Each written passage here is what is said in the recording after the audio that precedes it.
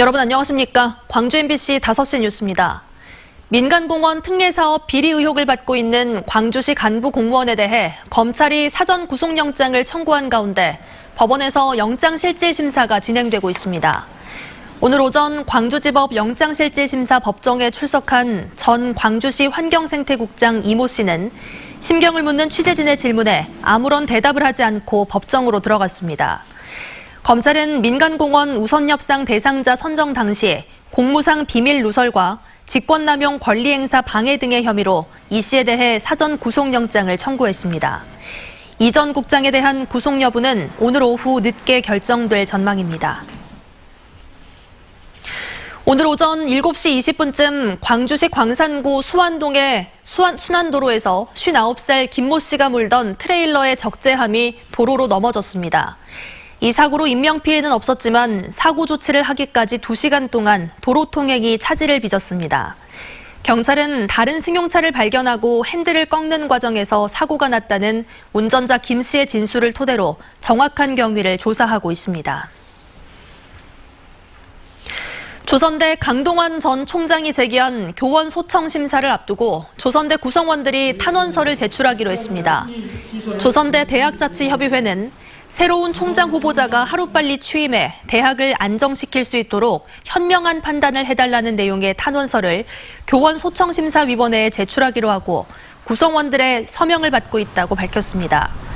앞서 강 전 총장은 총장 해임이 부당하다며 두 번째 소청심사를 제기했고 교원소청심사위원회는 오는 13일 기각이나 인용 여부를 결정할 예정입니다. 어제 5.18 진상규명특별법 개정안이 국회 본회의를 통과한 가운데 5월 단체가 신속한 진상조사위원회 가동을 촉구했습니다. 5.18 기념재단과 5월 세 단체는 오늘 국회에서 기자회견을 갖고 더는 조사위 구성이 지체되지 않도록 국회 각 교섭단체는 위원 추천을 마무리해야 한다고 요구했습니다. 특히 자유한국당을 향해 법 개정으로 조사위 구성을 지체할 이유와 명분이 없어졌다며 한국당 몫의 의원을 즉각 추천해야 한다고 촉구했습니다. 군공항 소음 피해를 보상하는 법안이 어제 국회를 통과한 가운데 광주 광산구가 성실한 후속 조치를 약속했습니다. 광산구는 성명을 내고 군소음법이 국회를 통과하면서 소송 없이도 시민의 기본권을 제대로 보장할 수 있는 계기가 마련됐다며 더 세심한 행정으로 후속 조치를 성실히 이행하겠다고 밝혔습니다. 국회는 군 소음 피해를 보상하는 내용을 골자로 한 군용비행장, 군사격장 소음 방지 및 피해 보상에 관한 법률을 통과시켰습니다. 조선시대 학자인 필문 이선재 선생을 기리는 괴고정수 잔치가 전통문화축제로 재연됐습니다. 괴고정수는 필문 선생이 손수 심은 나무로 후손들이 과거에 급제하면 나무에 북을 걸어놓고 잔치를 벌였다는 뜻에서 이름 붙었습니다. 필문 이선재 선생은 조선 전기의 문신으로 광주의 향약을 널리 장려해 무진군에서 광주목으로 승격되도록 이끌었습니다.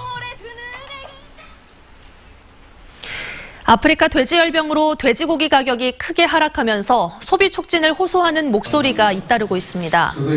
오늘 광주 전남연구원에서 열린 가축 감염병 대응 정책 토론회에서 이용보 전라남도 동물방역과장은 주제 발표를 통해 아프리카 돼지열병에 감염된 돼지는 절대 시중에 유통되지 않는다며 돼지고기 소비를 당부했습니다.